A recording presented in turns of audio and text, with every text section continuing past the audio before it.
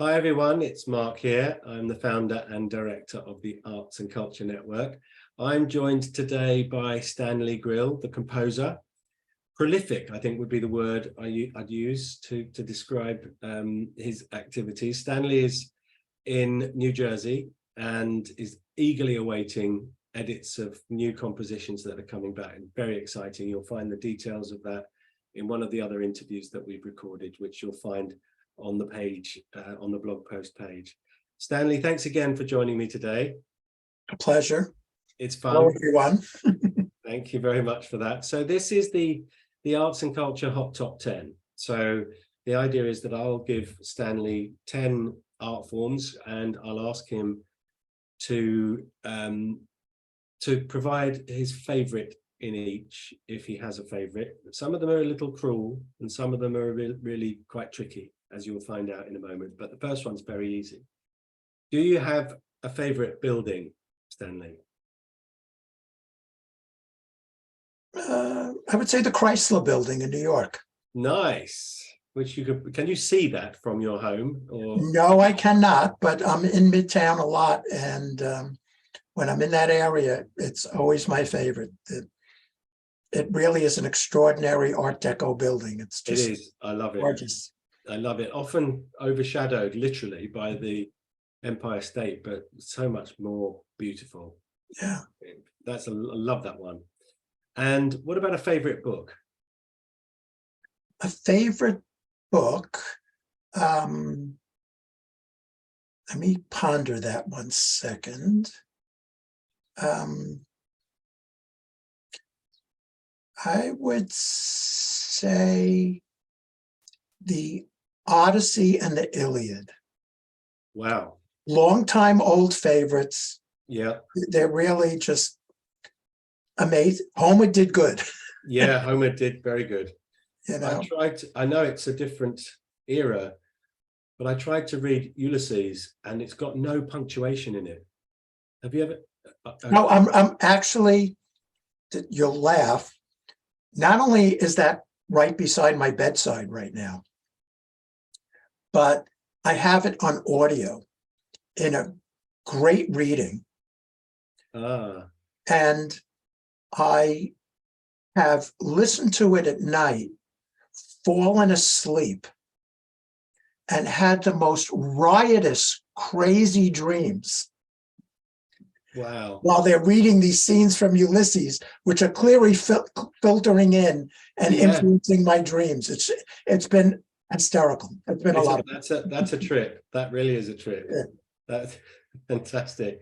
Yeah, I tried starting to read it, but I couldn't deal with the lack of punctuation. It just, I imagine if it's spoken, there might be some natural punctuation in there. But what I think is funny, I've experienced this. I've accidentally started reading a book backwards because I'll read at night and I'll do perhaps 4 pages and then I'll doze off. Right. The next night I think, oh, I can't remember where I was, so I'll go back 6 pages and read another 4 pages. And then the same thing will happen the next night. And I realized I'm actually reading my way back towards the beginning of the book. So anyway. Step by step. Step by step, yeah. Okay, so do you have a favorite dancer or dance group?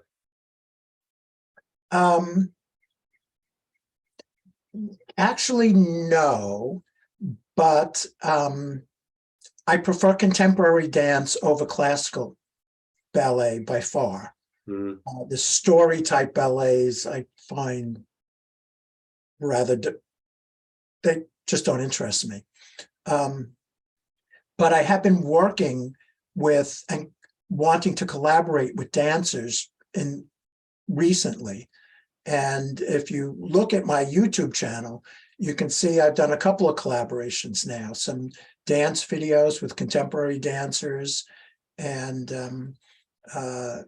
I just had a large show presented by Trinity Church Wall Street downtown of a multimedia event, about 40 minutes of my music.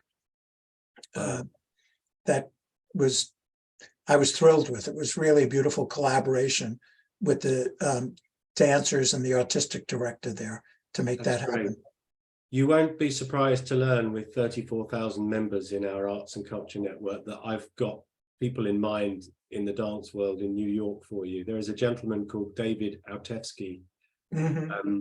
He's the dancing scholar. He's bridging the gap between performance practitioners and research-based education. He's really into the research end of things and keeping dancers well and healthy. Right. But he's also manages he manages a studio and teaches, so he might be worth looking out for. That's David Autevsky, Autevsky, and he's in New York. So okay, good. I'll make an intro if that would be useful. Great, but we digress, which often happens when I'm doing this, and it's fun that it does. Okay, this one's a bit cruel. I want you to imagine that you've been exiled from the United States for some reason, and nobody will let you back in if you've lived in their country before. So you have to choose a new country to live in based on your perception of its cultural life. Where would you choose to live? I'm laughing because I have this ongoing back and forth with my wife about that question that started after 9/11. I was in Midtown on 9/11. So it was a horrifying experience.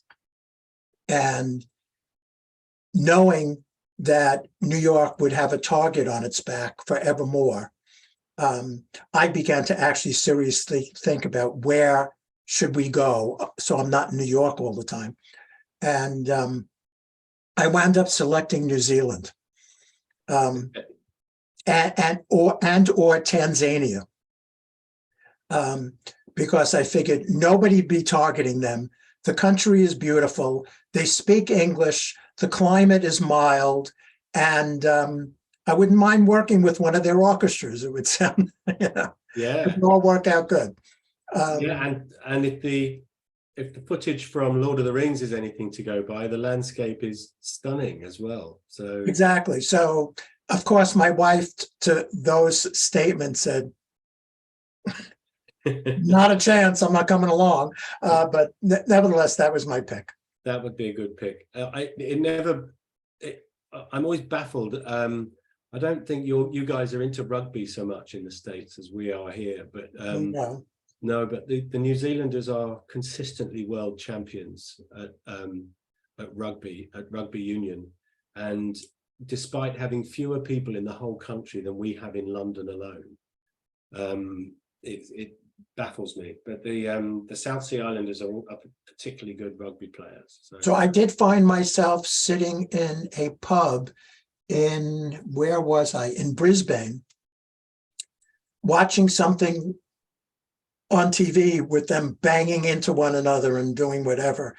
And with a beer in my hand, having to ask somebody very shamefully, what is that?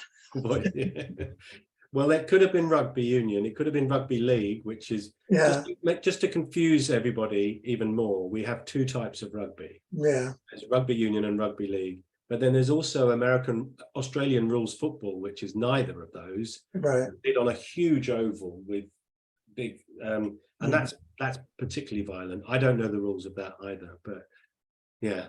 There are two interesting thoughts. One is, in rugby union and in rugby league, you can't throw the ball forwards, you have to throw it backwards. That's for many people that sounds crazy, right? Baffling, right? Yeah. But with cricket is even worse. A game can last a whole week and still be a draw. You know, it doesn't make any sense. Right. Anyway, okay, we digress again. We're digressing again, which leads us nicely into the sport question, actually, because we were talking about New Zealand. Do you, as a participant or a spectator, do you have a favorite sport you like to watch or participate in?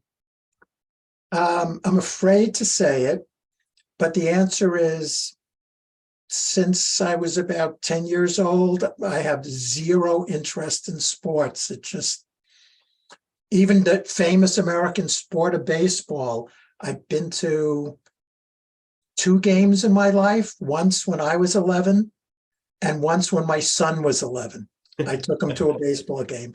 He became a baseball fanatic, and every time he goes on and on about it, I say, am I going to have to disown you?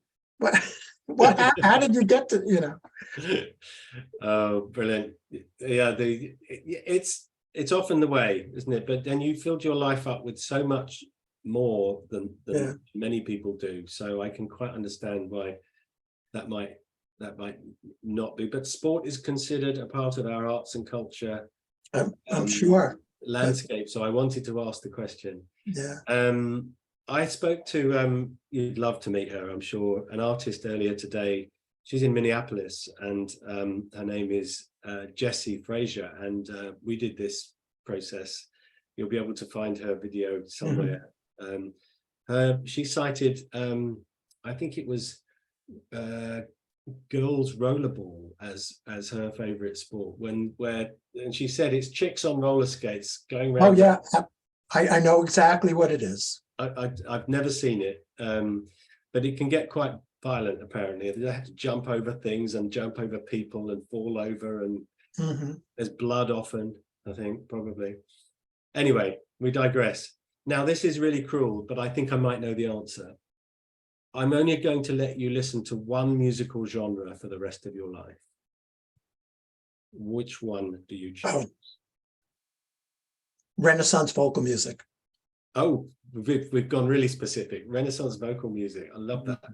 What's that piece that I've heard played? It's been in a movie where there's something like 40 different parts. Oh, that's Thomas Tallis Spem in Alium. That is, yes. I love that.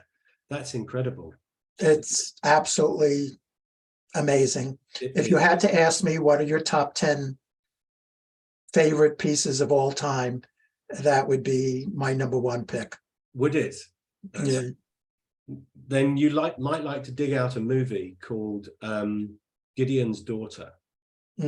It's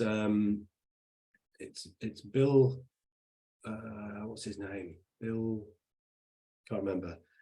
Emma Blunt and Bill I can't remember. You may have to dig a bit to find it because it wasn't mainstream, but there's a scene in that where he befriends somebody who has joined an amateur choir, and that's what they're singing, and it's a very, very moving moment. Gideon's Daughter, brilliant. Excellent, we're doing really well. Now, do you have a favorite visual artist? Well, visual artists is pretty broad because that includes painters and filmmakers and thinking painters and sculptors, really. Oh, then I would just say Picasso. He's there's nobody who matches him. He's just had the most extraordinary output and morphed and remorphed from one style into another, inventing all along the way. He's just the most remarkable artist of all times, in my view. Yeah. His muse died recently, didn't she? About a week ago. She was 101. Yeah. Dora Maar. That's it. And she was an artist in her own right, wasn't she? As well? Yeah. I heard a lovely story about Picasso sitting in a Parisian cafe on the sidewalk. Excuse me. An American tourist spotted him and recognized him and asked if he would do a sketch on the napkin of her. He said sure, and he took out and he held it up for her, and she reached for it, and he said, "That'll be $10,000, please." And she said, why is that $10,000? It only took you 30 seconds. He said, no, it took me 70 years. Exactly. Yeah, that might be an apocryphal story, but nevertheless, I think the it answer is probably correct. is. grown in the telling, as they say. Yeah, right. Okay, do you have a favorite play or musical?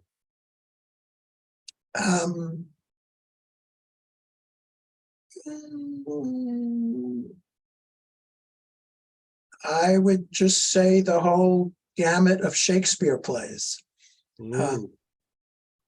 You know, he's still one, in my mind, the most remarkable playwright ever. Not that there aren't a lot of other great plays, but again, he ran the gamut. Great comedian, great dramatist, great at whatever he turned his hand to. Mm. So sorry to all of you who believe Shakespeare didn't write Shakespeare. And I know, I'm sure in your 30 some odd thousand people out there, there are a lot of adherents to that, but I don't care. I don't know. All I know is what we've got today is remarkable. It is remarkable. And it's been such an inspiration for composers as well, hasn't it? Yeah, love that. Could you choose one play if you had to? One Shakespeare play? King Lear, I think. Okay, nice. And where do you stand on modern interpretations of Shakespeare's plays? I am fine with everything that people do. They're an inspiration, and people should feel inspired and should, go at it in ways that they feel inspired to go. That said, some of them, you scratch your head and go, what were they thinking? and others work, but that's art for you. Yeah. And nearly there. Do you have a favorite film? A favorite film? I'm going to go Shakespeare oriented again. I think my favorite filmmaker is Kurosawa, and his Shakespeare films, his King Lear film, actually, which is, I'm drawing a blank. Is it Ron or, anyway, I might be mixing them up. It is a favorite, but his sagas of medieval Japan that are influenced by Shakespeare, because he did a Macbeth drama and he did a King Lear film, and both of them are just haunting and spectacular. I must have a look. I absolutely have a look. And with the exception of me, who was the last person to make you laugh? Probably my wife, who often makes me laugh. When she lets you out of the attic. When I get out of the attic, exactly. Stanley, thank you so much for doing this. This has been great. Everyone who watches this will feel as though they've got under your skin and into your attic a little bit to get to know you. Okay, good. And we'll make sure that there are links to all of your resources wherever this appears. So you're all welcome in here. It'll be a tight squeeze, but come on. For the time being, thank you so much. Take care.